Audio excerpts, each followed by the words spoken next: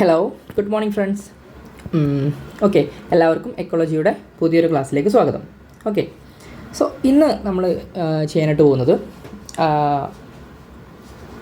Species in news എന്ന് പറഞ്ഞൊരു കാറ്റഗറിയിലെ ഒരു പുതിയ സ്പീഷീസിനെ കുറിച്ച് നമ്മൾ പഠിക്കാൻ പോകുന്നതാണ്. Okay, it's nothing but cheetah. Okay, നമുക്ക് എല്ലാവർക്കും അറിയായിരിക്കും ചീറ്റ എന്ന് പറഞ്ഞാൽ എന്താണ്, നമ്മുടെ ലാൻഡിലെ ഫാസ്റ്റസ്റ്റ് ആനിമലാണ് അല്ലേ. അപ്പോൾ ആ ചീറ്റേനെ കുറിച്ചുള്ള കുറച്ച് കാര്യങ്ങളാണ് നമ്മളിന്നിവിടെ ഡിസ്കസ് ചെയ്യാനായിട്ട് പോകുന്നത്. അപ്പം ചുമ്മാ നമ്മളൊരു സ്പീഷീസിനെ കുറിച്ചിട്ട് നമുക്ക് റാൻഡമായിട്ട് എടുത്ത് നമ്മൾ ഡിസ്കസ് ചെയ്യാനോ ചെയ്യാറ് അല്ല. നമ്മൾ ഒരു ആസ്പിരൻ്റ് എന്ന രീതിയിൽ നമ്മൾ പ്രൊമനൻ്റ് ആയിട്ട് പഠിച്ചു വെക്കേണ്ട കുറച്ച് സ്പീഷീസുകളുണ്ട്. For example lion, cheetah, tiger, then leopards, okay, deer സ്പീഷീസുകൾ, അങ്ങനെ ഒരുപാടെണ്ണുണ്ട്. പിന്നെ അത് കൂടാണ്ട് നമ്മൾ ന്യൂസസിലൊക്കെ കണ്ടുവരുന്ന സ്പീഷീസുകളെ കുറിച്ചും അവരുടെ പൊതുവായിട്ട് വരുന്ന ക്യാരക്ടേഴ്സും അതുപോലെ അവരുടെ ഹാബിറ്ററ്റ്സും അവർ ഉൾക്കൊള്ളുന്ന ബയോംസും എല്ലാം നമ്മൾ വളരെ ഡീറ്റെയിൽ ആയിട്ട് തന്നെ പഠിക്കേണ്ടതായിട്ടുണ്ട്. അപ്പോൾ ഇവിടെ നമ്മൾ കുറച്ച് കാലങ്ങളായിട്ട് ന്യൂസസിലെല്ലാം പ്രൊമനൻ്റ് ആയിട്ട് കണ്ടുവരുന്ന ഒരു സ്പീഷീസാണ് നമ്മുടെ ഈ പറഞ്ഞ ചീറ്റ എന്ന് പറയുന്നത്. ഓക്കെ, സോ എന്തുകൊണ്ടാണ് ഈ ചീറ്റ ഇത്രത്തോളം ഇമ്പോർട്ടൻസ് കൊടുത്തുകൊണ്ട് പത്രങ്ങളെല്ലാം വന്നിരുന്നത്? അപ്പോൾ അതിനെക്കുറിച്ചുള്ളൊരു അവലോകനമാണ് നമ്മൾ ഈ ഒരു ക്ലാസ്സിലൂടെ ഡിസ്കസ് ചെയ്യാൻ പോകുന്നത്. So our topic is cheetah re introduction. Okay, so നമ്മൾ ഏതൊരു ടോപ്പിക് കിട്ടുന്ന സമയത്തും അതിനെ നമ്മൾ രണ്ടായിട്ട് ഡിവൈഡ് ചെയ്യാം. Okay, whether it is 2 or 3. Okay, നമുക്ക് എങ്ങനെ വേണമെങ്കിലും ഡിവൈഡ് ചെയ്യാം. കാരണം നമുക്ക് എക്സാക്ട്ലി അതിൻ്റെ ഉള്ളിൽ ഒരു മീനിങ് കിട്ടാൻ വേണ്ടിയിട്ടാണ്. സോ ഇവിടെ നമ്മൾ ഡിവൈഡ് ചെയ്യുന്ന സമയത്ത് ചീറ്റ പ്ലസ് റീ ഇൻട്രൊഡക്ഷൻ അല്ലേ. അപ്പോൾ ഇവിടെ ചീറ്റ എന്ന് പറഞ്ഞ സ്പീഷീസിനെ റീ ഇൻട്രൊഡ്യൂസ് ചെയ്യാൻ പോവുകയാണ്. ഓക്കെ, അതിനർത്ഥം എപ്പോഴാണ് ഒരു സ്പീഷീസിനെ റീ ഇൻട്രൊഡ്യൂസ് ചെയ്യുക? ഒന്നുകിൽ ഒരു പെർട്ടിക്കുലർ ഏരിയയിൽ ആ ഒരു സ്പീഷീസിൻ്റെ പ്രസൻസ് നഷ്ടപ്പെട്ടു പോകുമ്പോഴാണ്. ഓക്കെ, അപ്പോൾ എക്സാക്ട്ലി ഇന്ത്യയിൽ സംഭവിച്ചത് അതുതന്നെയാണ്. ഇന്ത്യയിൽ ഇപ്പോൾ കറണ്ട്ലി ചീറ്റയുടെ സ്റ്റാറ്റസ് വന്നിട്ട് എക്സ്റ്റിങ്ക്റ്റ് ആണ്. ഓക്കെ, അപ്പോൾ cheetah is considered as an extinct species in India. Okay, അപ്പോൾ അതുകൊണ്ട് നമ്മൾ എന്ത് ചെയ്യണം? ചീറ്റ നമ്മുടെ ഇന്ത്യയിൽ ഇപ്പം നിലവിലില്ലാത്തതുകൊണ്ട് നമ്മൾ മറ്റ് രാജ്യങ്ങളെ ആശ്രയിക്കേണ്ടി വരികയാണ്. അപ്പോൾ അവിടെ നിന്നുമാണ് നമ്മൾ ഈ ഒരു ചീറ്റനെ നമ്മുടെ ഇന്ത്യയിലേക്ക് കൊണ്ടുവരുന്നത്. അപ്പോൾ അങ്ങനെ കൊണ്ടുവരുന്ന സമയത്ത് നമ്മൾ ശ്രദ്ധിക്കേണ്ട ഒരുപാട് കാര്യങ്ങളുണ്ട്. കാരണം മറ്റു രാജ്യങ്ങളിൽ നിന്നും അവിടെയുള്ള സ്പീഷീസിനെ നമ്മുടെ ഇന്ത്യയിലേക്ക് കൊണ്ടുവരുമ്പോൾ ഇന്ത്യയിലെ ക്ലൈമറ്റും അതുപോലെ നമ്മൾ എവിടെ നിന്നാണോ കൊണ്ടുവരാൻ ഉദ്ദേശിക്കുന്നത് അവിടുത്തെ ക്ലൈമറ്റ് തമ്മിൽ എക്സാക്ട്ലി മാച്ച് ആവുകയും വേണം. അങ്ങനെ ഒരുപാട് കാര്യങ്ങളുണ്ട്. ഓക്കെ, സോ അതെല്ലാം നമുക്ക് ഈ ഒരു ക്ലാസ്സിൽ ഡിസ്കസ് ചെയ്യാം. സോ ഇവിടെ നമ്മൾ പഠിക്കുന്ന സമയത്ത് നമ്മൾ 2 ഭാഗമായിട്ടാണ് ക്ലാസ് നമ്മൾ കവർ ചെയ്യാനായിട്ട് ഉദ്ദേശിക്കുന്നത്. First one is the prelims. Okay, and the second one here is the mains perspective. Okay, അപ്പോൾ നമ്മൾ 2 രീതിയിലും ഈ ഒരു ക്ലാസ് ഹാൻഡിൽ ചെയ്യുന്നുണ്ട്.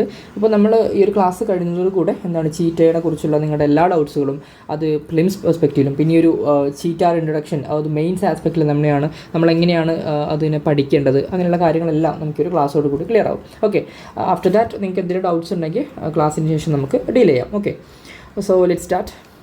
സോ നമ്മളിവിടെ ഫസ്റ്റ് ഓഫ് ഓൾ ഞാൻ പറഞ്ഞു നമ്മുടെ വേർഡ് ഡീകൺസ്ട്രക്ട് ചെയ്യുക എന്നുള്ളതാണ്. So we can see here cheetah plus re introduction. So നമുക്ക് ആദ്യം ചീറ്റ എന്നുള്ള ആ ഒരു വേർഡ് തന്നെ നമുക്ക് എടുക്കാം. സോ നമ്മൾ ആദ്യം എന്ത് ചെയ്യണം? ചീറ്റയെ കുറിച്ച് കുറച്ച് കാര്യങ്ങൾ നമ്മൾ പഠിക്കേണ്ടതായിട്ടുണ്ട്.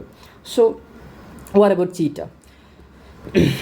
ചീറ്റാസിനെ കുറിച്ച് പറയുമ്പോൾ cheetah is one of the oldest of the big cat species in India. അപ്പോൾ നമ്മൾ നോക്കുകയാണെങ്കിൽ ഒരു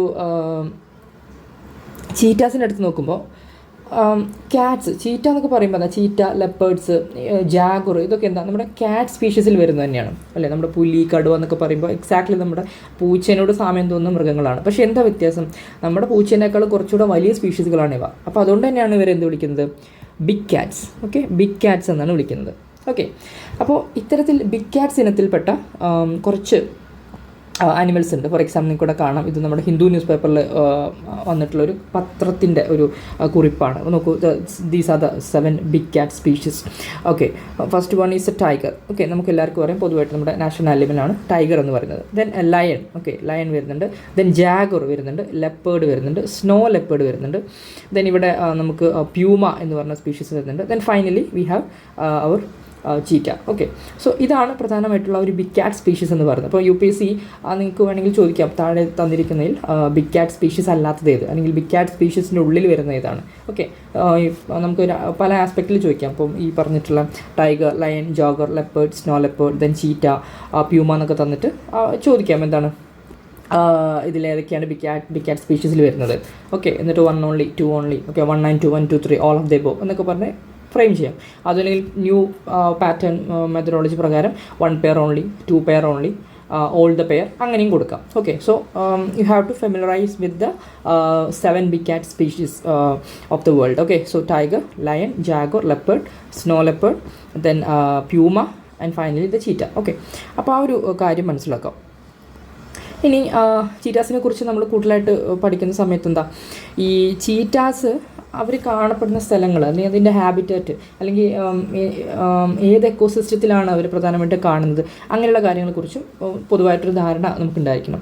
പൊതുവായിട്ട് അവരെ കാണുന്നത് ഒരു ഡ്രൈ പ്ലേസസിലാണ്. ഓക്കെ, ഡ്രൈ പ്ലേസസിലാണ്. എസ്പെഷ്യലി പറയുകയാണെങ്കിൽ നമുക്ക് ഈ റെയിൻ ഫോറസ്റ്റുകളിലൊന്നും അവരെ പ്രൊമിനൻ്റ് ആയിട്ട് കാണാൻ പറ്റില്ല. ഓക്കെ, ഡ്രൈ പ്ലേസസിലാണ്. എക്സ്പെഷ്യലി പറയുകയാണെങ്കിൽ സാവന്ന റീജിയൻസ്. ഓക്കെ, ആഫ്രിക്കയിലൊക്കെ ഉള്ള സാവന്ന റീജിയൻസാണ്, അത് പുൽത്തകിടികൾ. അവിടെയാണ് പ്രധാനമായിട്ടും ഇത്തരം സ്പീഷീസുകളെ കാണാനായിട്ട് സാധിക്കുക. പിന്നെ നമ്മളൊരു എക്സാക്റ്റ് ഡാറ്റ പറയുകയാണെങ്കിൽ ഏകദേശം 5 മില്യൺ ഇയേഴ്സ് മുമ്പ് തന്നെ ഇത്തരത്തിലുള്ള ചീറ്റാസിൻ്റെ ആൻസസ്റ്റേഴ്സിൻ്റെ എവിഡൻസ് നമുക്ക് കിട്ടിയിട്ടുണ്ട്. ഓക്കെ, ഏകദേശം ഒരു മയോസിൻ എറ കാലഘട്ടം തൊട്ട് തന്നെ ഇത്തരത്തിലുള്ള സ്പീഷീസുകളുടെ പ്രസൻസ് ഉണ്ടായിരുന്നു എന്നാണ് പറയപ്പെടുന്നത്. പിന്നെ നമുക്കെല്ലാവർക്കും അറിയാം, cheetah is the world's fastest land mammal that lives in Africa and Asia. അപ്പോൾ പ്രധാനമായിട്ട് അവരെ കാണുന്നത് എവിടെയാണ്? ആഫ്രിക്കയിലും അതുപോലെ ഏഷ്യയിൽ. ഓക്കെ, ഏഷ്യയിൽ ഇറാൻ പോലുള്ള കുറച്ച് സ്ഥലങ്ങളിലും ചീറ്റാസിന് കാണാറുണ്ട്. പിന്നെ വേൾഡിലെ ഫാസ്റ്റസ്റ്റ് ലാൻഡ് മാമലാണ് എന്നുള്ള കാര്യം കൂടെ ഒന്ന് മനസ്സിലാക്കി വയ്ക്കാം. ചീറ്റാസിൻ്റെ ആ ഒരു പൊതുവായിട്ടുള്ള നേച്ചർ നമ്മൾ നോക്കുകയാണെങ്കിൽ അവരെ പ്രധാനമായിട്ടും 3 സോഷ്യൽ ഗ്രൂപ്പിങ്ങിലായിട്ടാണ് നമുക്ക് ക്ലാസിഫൈ ചെയ്യാനായിട്ട് സാധിക്കുക. Okay, first of all we can see the female and the cubs, then male coalition and the third one is solitary male. Okay, അപ്പോൾ അതായത് ഫസ്റ്റ് വൺ ഈസ് ഫീമെയിൽസ്. അപ്പോൾ ഫീമെയിൽ ചീറ്റയും അവരുടെ കുഞ്ഞുങ്ങളടങ്ങുന്ന ഒരു ഗ്യാങ് ആയിട്ട് അവരെ കാണാറുണ്ട്. ഓക്കെ, ചില സമയങ്ങളിൽ മെയിൽസിൻ്റെ ഒറ്റയ്ക്കുള്ളൊരു കൂട്ടമായിട്ടും കാണാറുണ്ട്. ചില സമയത്ത് എന്താണ് മെയിൽസ് ഒറ്റയ്ക്ക് സോളിറ്ററി ആയിട്ട് അവരങ്ങനെയും കാണാറുണ്ട്. ഓക്കെ, അങ്ങനെ 3 കാറ്റഗറി ആയിട്ടാണ് ചീറ്റാസിൻ്റെ ആ ഒരു ഗ്യാങ് അല്ലെങ്കിൽ സോഷ്യൽ ഗ്രൂപ്പിംഗ് എന്ന് വേണമെങ്കിൽ നമുക്ക് പറയാം. ഓക്കെ, അപ്പോൾ ഈ ഒരു 3 കാര്യങ്ങൾ നോക്കുക: females and their cubs, then males coalition and finally the solitary male. അങ്ങനെ 3 രീതിയിലാണ് ചീറ്റാസിനെ പ്രൊമിനൻ്റ് ആയിട്ട് കണ്ടുവരാറുള്ളത്.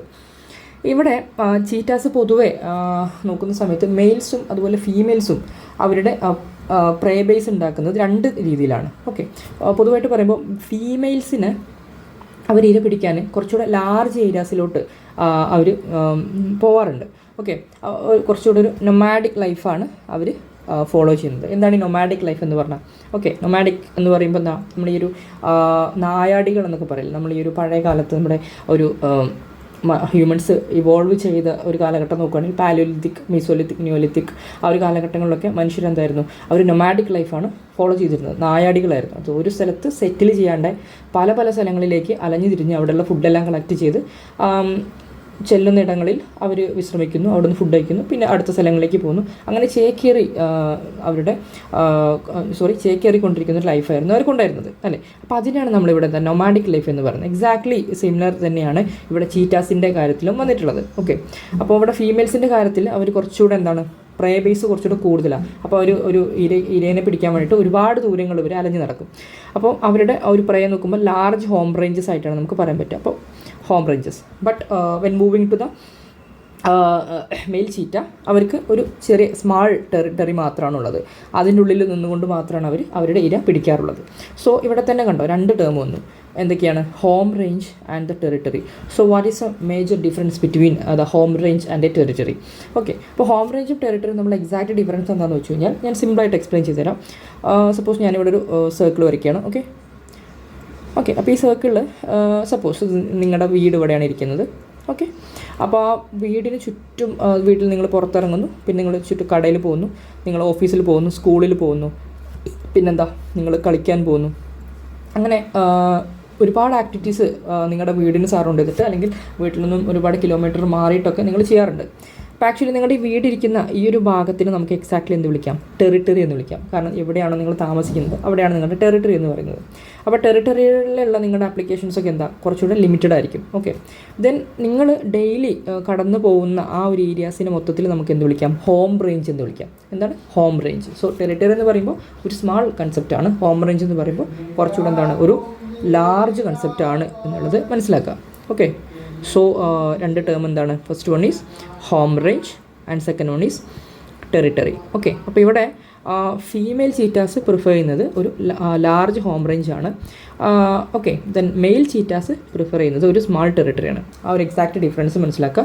The home range versus territory. Home range എന്ന് പറയുമ്പോൾ എന്താ, കുറച്ചുകൂടെ ലാർജ് സ്പേസ് ആയിരിക്കും ആ ചീറ്റാസിൻ്റെ എല്ലാ ആക്ടിവിറ്റീസും കടന്നു പോകുന്നത്. ഫോർ എക്സാമ്പിൾ അവർ വീട്ടിൽ നിന്ന് വരുന്നു, പിന്നെന്താണ് വെള്ളം കുടിക്കാൻ ഒരു സ്ഥലത്ത് പോകുന്നു, പിന്നെ ഇര പിടിക്കാൻ കുറച്ചുകൂടെ അകലങ്ങളിലേക്ക് പോകുന്നു. അപ്പോൾ അങ്ങനെ എന്താ അവരുടെ ആ ഒരു ഹോം റേഞ്ച് എക്സ്റ്റെൻഡ് ചെയ്ത് പോവുകയാണ് ചെയ്യുന്നത്. പക്ഷേ മെയിൽസിൻ്റെ കാര്യത്തിൽ എന്താ, അവർ താമസിക്കുന്ന ഏരിയാസിലുള്ള മൃഗങ്ങളെ മാത്രമാണ് അവർ ഭക്ഷിക്കുന്നത്. ഓക്കെ, അപ്പോൾ അവരുടെ ടെറിട്ടറി സ്മാളാണ് എന്ന് മനസ്സിലാക്കാം.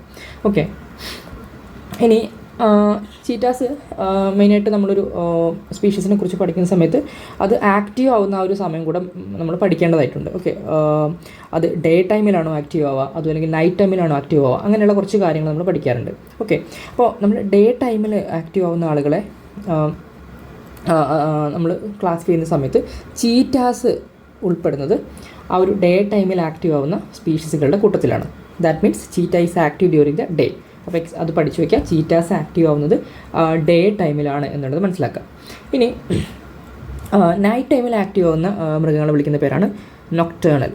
ഓക്കെ, നൊക്ടേണൽ ആനിമൽസ് എന്നാണ് വിളിക്കുക. ഫോർ എക്സാമ്പിൾ നമ്മുടെ ഔൾ, അതായത് നമ്മുടെ മൂങ്ങ. ഓക്കെ, മൂങ്ങയ്ക്ക് എപ്പോഴും ആക്റ്റീവ് ആവുക നൈറ്റ് ടൈമിലാണ്. അപ്പോൾ ഡേ ടൈമിൽ ആക്റ്റീവ് ആവുന്ന ആനിമൽസും നൈറ്റ് ടൈമിൽ ആക്റ്റീവ് ആവുന്ന ആനിമൽസും. ഓക്കെ, അപ്പോൾ നിങ്ങൾ ഇനി ഒരു സ്പീഷീസിനെ കുറിച്ച് പഠിക്കുമ്പോൾ അവരുടെ ആക്ടിവിറ്റി ഏറ്റവും കൂടുതൽ പ്രൊമൻ്റ് ആയിട്ട് കാണുന്നത് ഡേയിലാണോ നൈറ്റിലാണോ എന്നുള്ളതും കൂടെ ഒന്ന് ക്ലാസിഫൈ ചെയ്ത് വെക്കുക. അപ്പോൾ നമ്മുടെ